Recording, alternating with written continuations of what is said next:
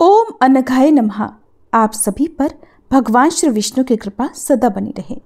आज भाद्रपद मास के शुक्ल पक्ष की द्वादशी तिथि है और इस एकादशी को परिवर्तनी एकादशी, जल झूलनी ग्यारस, डोल ग्यारस, पद्मा एकादशी आदि नामों से जाना जाता है।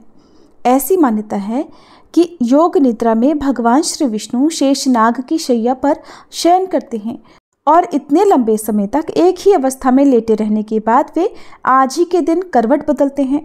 करवट बदलने के कारण जो स्थान परिवर्तन होता है उसी को परिवर्तनी एकादशी कहा जाता है। इस शुभ दिन पर जो भक्त सच्चे मन से भगवान श्री हरि की, तुलसी माता की और माता लक्ष्मी की पूजा करता है और कथा का श्रवण करता है, भगवान विष्णु की कृपा से उनके सभी दुख दूर हो जाते हैं, जन्म जन्मांतर के पापों का नाश हो जाता है और ऐसे भक्तों को अंत में वैकुंठ लोक की प्राप्ति होती है। तो प्रिय भक्तजनों, अब हम सब मिलकर भगवान श्री विष्णु के श्री चरणों का स्मरण करते हुए आज की इस पावन कथा का रसपान करेंगे, जो कि मोक्षदायिनी कथा है। सबसे पहले कथा का शुभारंभ करते हैं भगवान विष्णु की एक बहुत ही रोचक कथा से।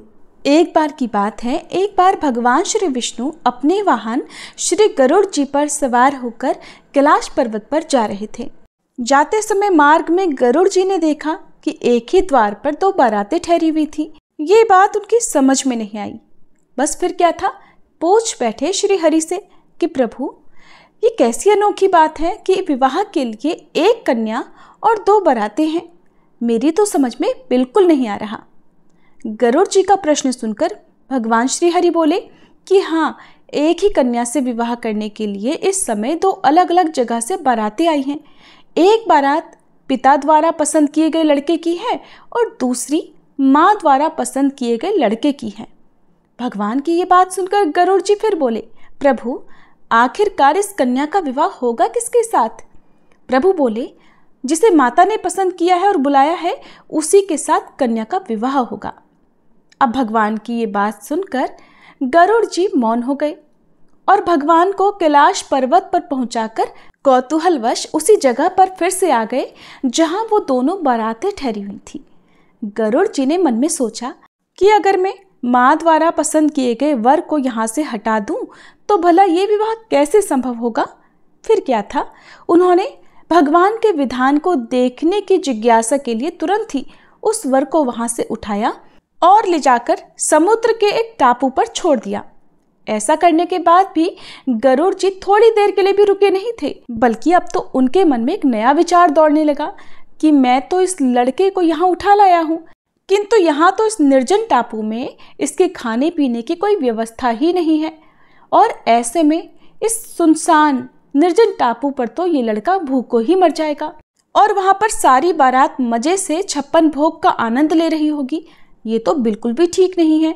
इसका पाप तो मुझे अवश्य लगेगा, इसलिए अब तो मुझे इसके लिए भी खाने का कुछ न कुछ इंतजाम तो करना ही पड़ेगा और यदि विधाता का विधान मुझे देखना ही है तो थोड़ा परिश्रम तो मुझे भी करना ही पड़ेगा। ऐसा मन में विचार कर गरुड़ जी वापस उसी स्थान पर फिर से आ गए।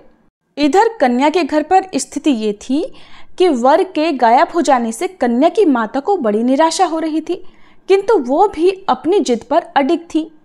इसलिए उन्होंने अपनी कन्या को एक भारी टोकरी में बिठाकर ऊपर से फल, फूल, मेवा, मिष्ठान आदि सजाकर रख दिए, जिसमें कि भोजन सामग्री ले जाने के लिए वर पक्ष से लोग आए हुए थे। माँ द्वारा उसी टोकरी में अपनी पुत्री को छुपाकर भेजने के पीछे उसकी मंशा केवल इतनी थी कि वर पक्ष के लोग कन्या को अपने घर ले जाकर वर को खोजकर उन दोनों का ब्याह करा देंगे। माँ ने अपना ये भाव किसी तरह होने वाले समधी को भी बता दिया। उसके अलावा उन्होंने इस बात की सूचना किसी को भी नहीं दी, क्योंकि कन्या की माँ नहीं चाहती थी कि पिता द्वारा पसंद किए गए वर से उनकी पुत्री का विवाह हो। अब संयोग की बात तो देखिए, आंगन में रखी उसी टोकरी को जिसमें कन्या की माँ ने तरह तरह के फल, मेवा, मिष्ठान आदि से भरकर अपनी कन्या को छुपाया था, गरुड़ जी ने उसे भरा देखा तो उठाया और लेकर उड़ चले। उसी टोकरी को ले जाकर गरुड़ जी ने उस निर्जन टापू पर, जहां पहले से ही वो उस वर को उठाकर ले जाकर रख छोड़ आए थे, वर के सामने ले जाकर रख दिया। इधर भूख के मारे व्याकुल हो रहे वर ने जैसे ही अपने सामने खाने पीने की तमाम तरह की चीजें देखी तो वह भूख से व्याकुल हो उठा और एक बाज की तरह उस खाने पीने की वस्तुओं पर झपटा।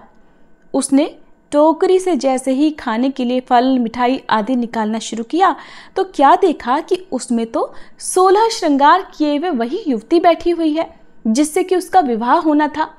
अब तो ये सब देखकर गरुड़ जी हैरान रह गए। उन्हें निश्चय हो गया कि हरि इच्छा बलवान, राम कीन्ह चाहे सोई होई, करे अन्यथा अस नहीं कोई। फिर तो शुभ मुहूर्त विचार कर स्वयं गरुड़ जी ने ही पुरोहिताई का कर्तव्य भी निभाया।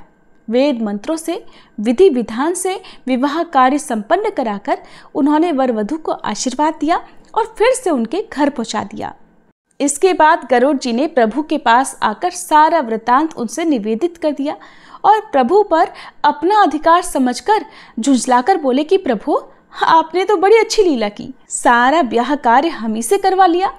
भगवान गरुड़ जी की बातों को सुनकर मंद मंद मुस्कुरा रहे थे। प्रेम से बोलिए श्री लक्ष्मी नारायण भगवान की जय।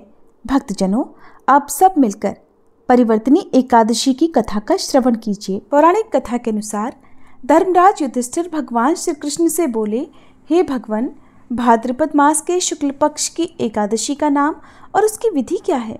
इस एकादशी के व्रत को करने से किस फल की प्राप्ति होती है और उसका महात्म्य क्या है? प्रभु, ये सब कहिए। तब भगवान श्री कृष्ण बोले, हे राजन, अब मैं अनेकों पाप नष्ट करने वाली तथा अंत में स्वर्ग देने वाली भाद्रपद मास के शुक्ल पक्ष में आने वाली परिवर्तनी नाम की एकादशी की कथा कहता हूँ। इस एकादशी को जयंती एकादशी भी कहते हैं। इस एकादशी की कथा सुनने मात्र से ही समस्त पापों का क्षय और अरिष्टों का नाश हो जाता है। परिवर्तनी एकादशी के व्रत का फल वाजपेय यज्ञ के फल से भी अधिक है।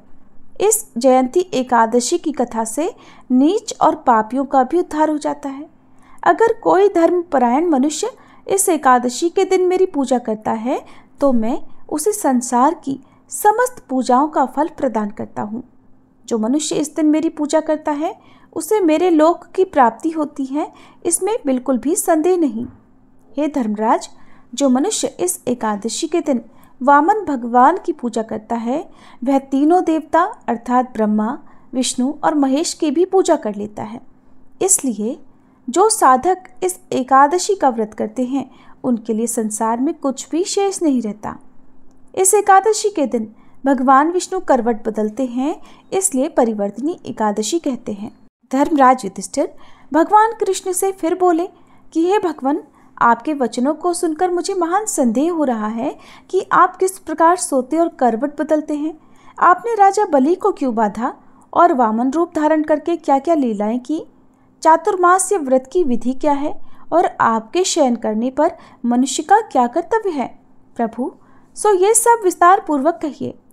तब भगवान श्री कृष्ण बोले, हे राजन, अब आप पापों को नष्ट करने वाली इस एकादशी की कथा का श्रवण करो।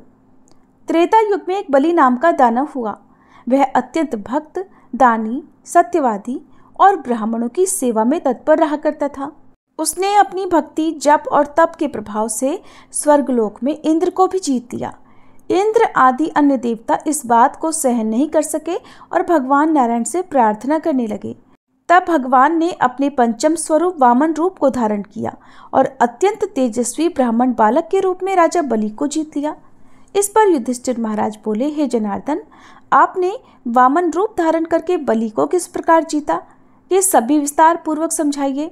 तब श्री कृष्ण भगवान बोले, हे राजन, मैंने वामन का रूप धारण करके राजा बलि से याचना की कि हे राजन, तुम मुझे 3 पग भूमि दे दो, इससे तुम्हें 3 लोकों के दान का फल प्राप्त होगा। राजा बलि ने इस छोटी सी याचना को स्वीकार किया और 3 पग भूमि देने को तैयार हो गए। तब मैंने अपने आकार को बढ़ा लिया और भूलोक में पैर, भुवलोक में जंघा, स्वर्गलोक में कमर, महलोक में पेट, जनलोक में हृदय, तपलोक में कंठ और सत्यलोक में मुख रखकर अपने सिर को ऊंचा उठा लिया। उस समय सूर्य, चंद्र, नक्षत्र, इंद्र, अन्य देवता आदि शास्त्रानुसार मेरी स्तुति करने लगे। उस समय मैंने राजा बलि को पकड़ा और उससे कहा, कि हे राजन, अब मैं तीसरा पैर कहाँ रखूं? इतना सुनते ही राजा बलि ने अपना सिर नीचे कर लिया और उसके सिर पर मैंने अपना तीसरा पैर रख दिया। तब वह भक्त दानव पाताल को चला गया। जब मैंने उसे अत्यंत विनीत पाया तो मैंने उससे कहा, हे बलि, मैं सदैव तुम्हारे पास ही रहूंगा। भाद्रपद के शुक्ल पक्ष की एकादशी को परिवर्तिनी नामक एकादशी के दिन मेरी एक प्रतिमा राजा बलि के पास रहती है और एक क्षीर सागर में शेषनाग पर शयन करती रहती है। इस एकादशी को भगवान विष्णु शयन करते हुए करवट बदलते हैं। इस दिन त्रिलोकी के नाथ श्री भगवान विष्णु की पूजा की जाती है। इस व्रत में सारा दिन उपवास रखकर रात्रि को जागरण करना चाहिए। इस प्रकार व्रत करने से मनुष्य समस्त पापों से मुक्त होकर स्वर्ग लोक को चला जाता है। जो मनुष्य पापों को नष्ट करने वाली इस पावन कथा को सुनते हैं उन्हें अश्वमेध यज्ञ का फल मिलता है। कथा का सार ये है कि इस दिन मनुष्य दान करे, लेकिन दान करने के बाद अभिमान बिल्कुल ना करे, क्योंकि अहंकार पूर्वक किया गया दान पुण्य का नाश कर देता है।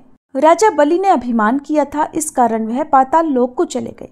कथा समाप्त। प्रेम से बोलिए श्री विष्णु भगवान की जय। माता लक्ष्मी की जय।